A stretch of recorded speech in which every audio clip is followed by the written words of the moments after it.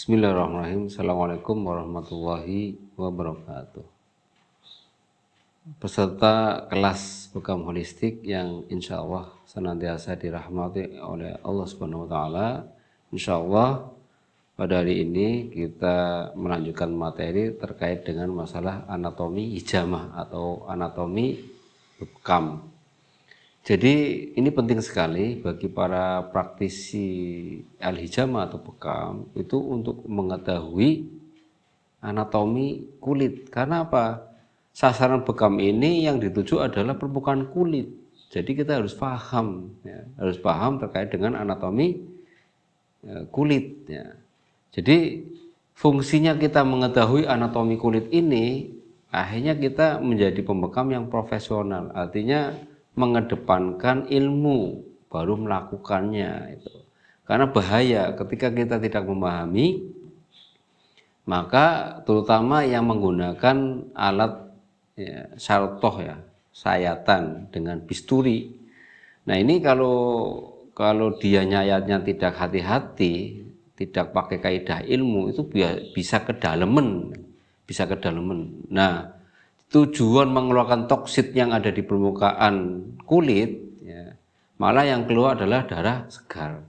Maka dalam hal ini penting kita mengetahui terkait dengan anatomi hijamah. Baik, dalam anatomi hijamah yang perlu kita fahami adalah yang pertama, ya, kita harus memahami terkait dengan lapisan kulit, ya, lapisan kulit. Ya. Ini penting diketahui. Ya. Nah, di dalam tubuh manusia ternyata kulit yang paling tebal itu ya wilayah punggung, ya, wilayah punggung. Jadi kalau ada kulit wajah, ya kan, kemudian ada kulit yang ada di dalam nih sini, kemudian kulit di depan. Nah, di wajah, di depan, di sini, ya, ini kulitnya lebih tipis daripada yang di punggung. Yang paling tebal itu ya telapak tangan dan telapak kaki, karena ini adalah kapal, ya, kapal. Tapi untuk hijamah itu kebanyakan di punggung. Maka punggung ini termasuk kulit tebal, ya, dibandingkan dengan kulit yang ada di depan, di wajah, terus di tangan sebelah dalam atau di kaki sebelah dalam, ya. Itu.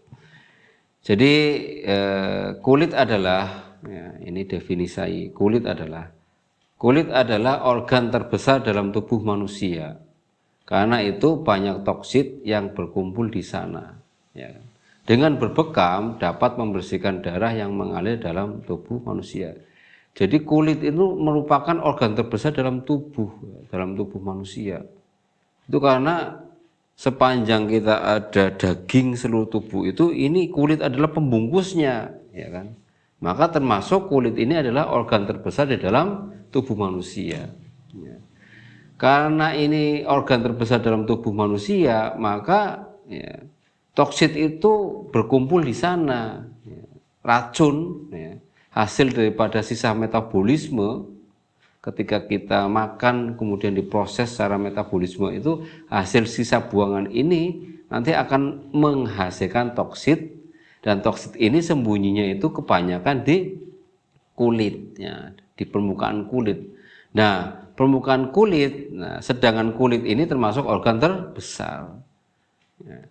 Kemudian ya tujuan bekam di permukaan kulit, ya, kemudian mengeluarkan darah di permukaan kulit ini adalah tujuannya untuk membersihkan toksit-toksit yang ada di permukaan kulit tersebut.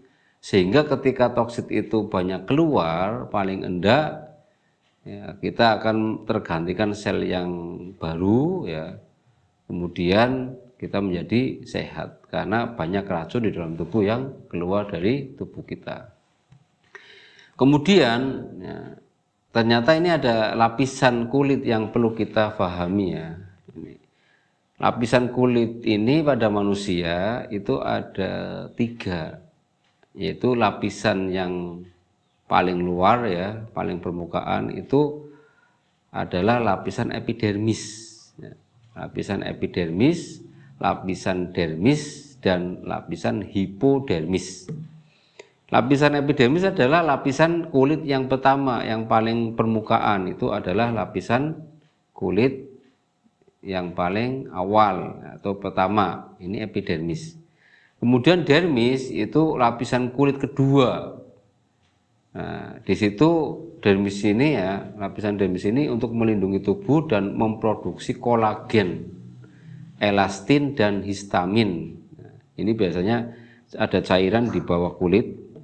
Ini ada kolagennya. Jadi kalau ke kolagen ya, kolagen itu ya untuk pelembab kulit tadi ya, itu. Nah, itu sebagai pelembab. Kalau orang kering itu kolagennya biasanya kurang ya.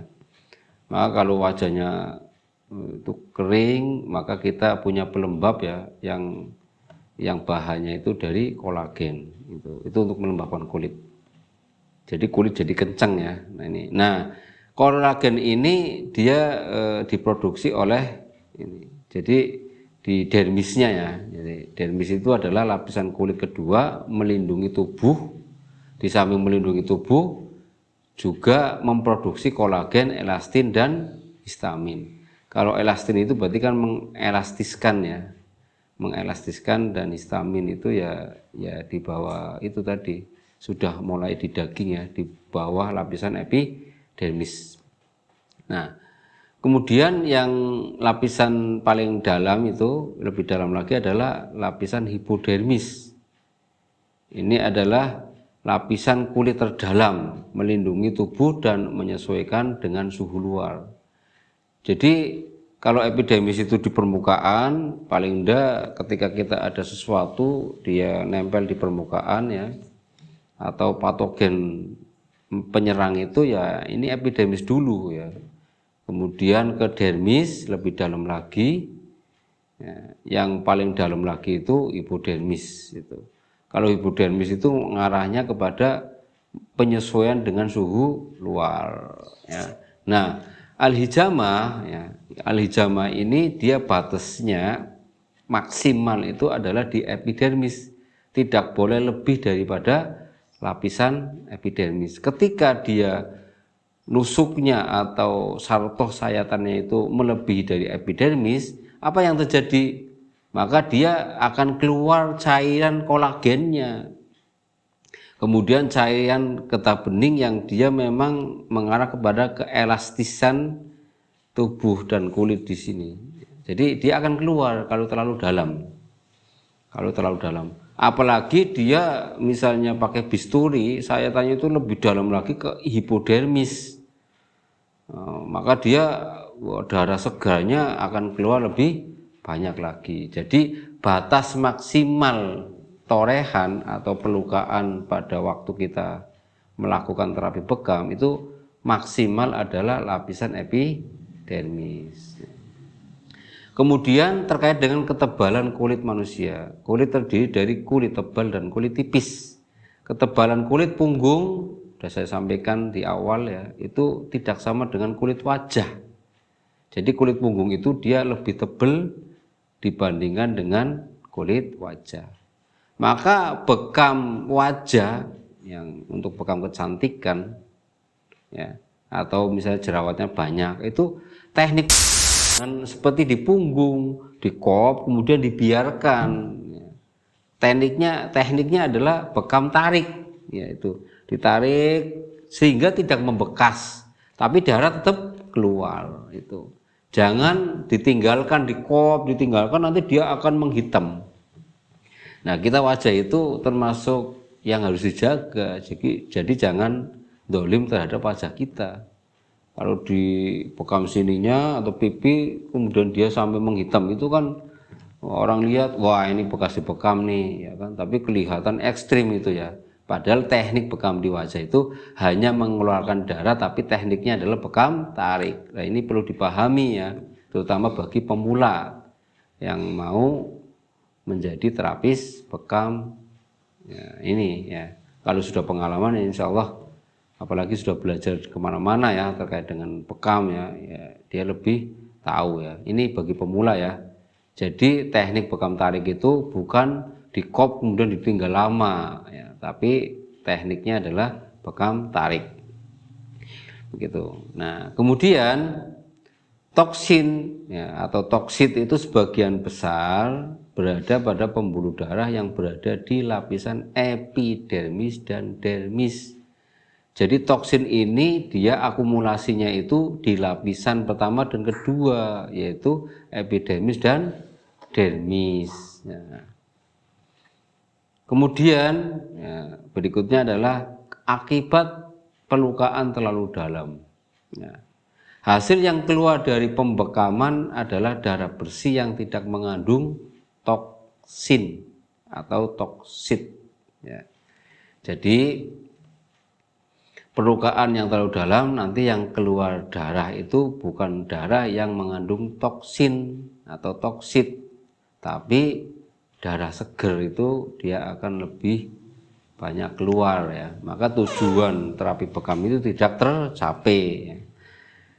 Kemudian kecenderungan darah yang keluar akan semakin banyak karena dia sudah merobek ya, sudah merobek ke pembuluh di situ ya.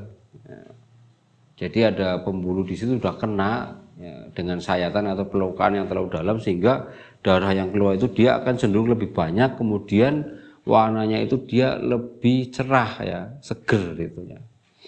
Nah ini sudah di luar ini konteks tujuan kita melakukan bekam. Jadi hati-hati jangan terlalu dalam, karena kalau terlalu dalam itu darah seger itu ikut keluar. Nah, ini ya. Jadi akibat pelukaan terlalu dalam ini adalah kecenderungan darah yang keluar itu akan semakin banyak. Maka dalam teknik terapi bekam itu jangan memprediksi bahwa keluarnya darah lebih banyak itu berarti dia masih makin bagus. Tidak, ini pandang yang sangat salah.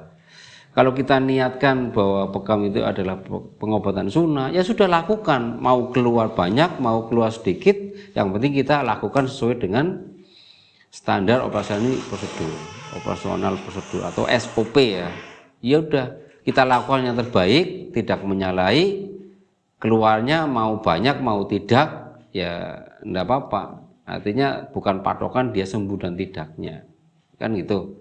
Daripada keluar banyak tapi darahnya adalah darah yang bersih, maka dia sudah di luar tujuan pengambilan darah melalui terapi bekam.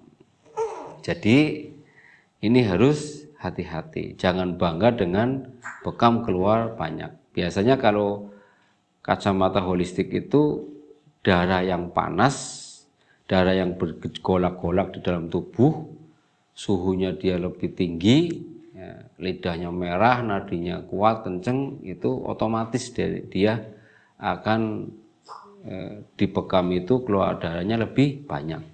Bagi yang dia lidahnya agak cenderung pucat, biasanya dia sedikit, bahkan hanya keluarnya angin saja, ngembun saja ya. Jadi di kopnya itu akan kelihatan ngembun. Jangan dipaksakan. Jadi hasil keluarnya darah itu yaitu tergantung kondisi tubuhnya, ya kan? Kalau kondisi tubuhnya terlalu panas, biasanya dia lebih cenderung banyak darah yang keluar. Maka dalam hal ini karena ada akibat pelukaan terlalu dalam, ya, maka dibutuhkan kehati-hatian dalam proses pelukaan bekam. Jadi dalam melukai itu harus hati-hati, harus sesuai dengan standar. Kalau sayatan itu pakai teknik, ya ininya harus dikenai tubuh, terus ini main, ya. Tapi kalau pakai penusukan itu diusahakan jangan lurus ya, tapi miring, ya. Sehingga dia kenanya di permukaan kulit. Kalau menusuk itu biasanya dia akan lebih dalam, walaupun di setting itu. Kalau saya mendingan miring ya. Jadi benar-benar dia akan melukai dengan pelukaan yang ringan, hanya permukaan kulit. Tujuannya supaya tidak melebihi lapisan epidermis. Maka perhatikan target bekam ya. Maka perhatikan target bekam harus sesuai dengan harapan atau sasaran. Baik. Nah, itu adalah anatomi terkait dengan kulit ya. Jadi ketika bekam harus hati-hati supaya tujuan semula pengeluaran darah di permukaan kulit itu sesuai dengan harapan, dan kita tidak dolim ya, Baik, karena yang dikeluarkan itu darah, maka penting ya kita membahas tentang masalah darahnya. Jadi lanjutan daripada anatomi hijama yang menjelaskan terkait dengan lapisan kulit, maka kita juga membahas tentang darah ya. Nah, ini fungsi darah adalah sebagai pembawa zat-zat makanan dari sistem pencernaan ke seluruh sel tubuh. Yang kedua, mengangkut oksigen dari paru-paru ke seluruh tubuh, kemudian mengangkut sisa metabolisme dari seluruh sel tubuh, kemudian mengangkut hormon dari kelenjar hormon ke organ sasaran. Berikutnya, fungsi darah yang lain adalah memelihara keseimbangan cairan tubuh, karena darah ini ya bisa dikatakan 80% itu isinya cairan ya. Maka fungsi darah diantaranya adalah memelihara keseimbangan cairan tubuh. Kemudian mempertahankan tubuh dari serangan mikroorganisme atau zat asing lain yang dijalankan oleh sel-sel darah putih. Ya. Itu fungsi darah. Kemudian memelihara suhu tubuh. Jadi suhu tubuh itu kaitannya dengan panas dan tidaknya darah ya. Itu suhu tubuh ya. Kalau yang bagus ya darahnya yang memang hangat. Baik, darah itu ada pembuluh yang besar ya, yang dua, yaitu pembuluh vena dan pembuluh arteri.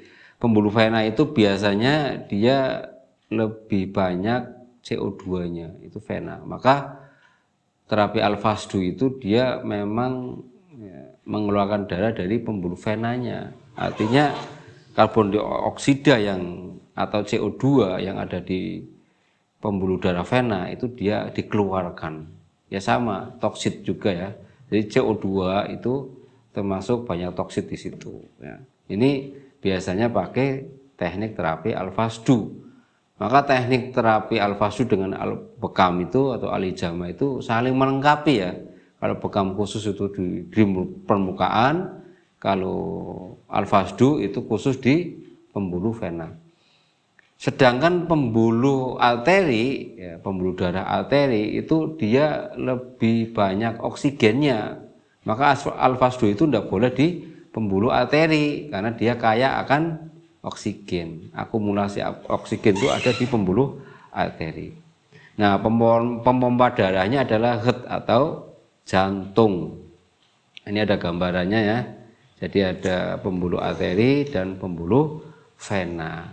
Di antara pembuluh arteri dan vena itu ada pembuluh kapiler ya. Pembuluh kapiler. Maka bekam itu ya batasnya di pembuluh kapiler ya. Pembuluh yang paling luar. Kemudian pembuluh darah kapiler ini fungsinya adalah penghubung pembuluh arteri dan vena. Jadi kalau ada pembuluh yang besar antara vena dengan arteri, nah ini penghubungnya adalah pembuluh kapiler. Yang kedua adalah fungsi pembuluh kapiler adalah tempat pertukaran zat-zat antara darah dan cairan jaringan. Tempat pertukaran zat-zat antara darah dan cairan jaringan ya. Kemudian mengambil hasil sekresi dan kelenjar. Menyerap zat makanan dari usus, kemudian menyaring darah di ginjal. Ini jadi fungsi pembuluh kapiler itu bisa menyaring darah di ginjal. Sentralisasi ya, ini fungsi yang lain adalah sentralisasi pertukaran darah dari arteri dan vena dan pusat pengendapan toksin dan oksidan. Nah ini, jadi sebagai sentralisasi nih pertukaran darah arteri dan di vena ya, di pembuluh arteri dan vena, kemudian sebagai pusat pengendapan toksin. Makanya batas, kalau kita bicara pembuluh ya batasnya bekam ya itu paling luar adalah pembuluh kapiler. Kemudian pembuluh kapiler ini ya, dia sebagai penghubung, pertukaran, pengambilan hasil, ya, penyerapan, penyaringan, dan pengendapan. Nah ini, jadi pembuluh kapiler itu diliputi itu tadi sebagai penghubung, sebagai pertukaran, sebagai pengambilan hasil, sebagai penyerapan, penyaringan, dan pengendapan. Maka proses bekam itu ya harus dikop dulu ya. Terus torehannya itu harus torehan tipis ya, tidak boleh terlalu dalam. Pelukaannya juga pelukaan ringan.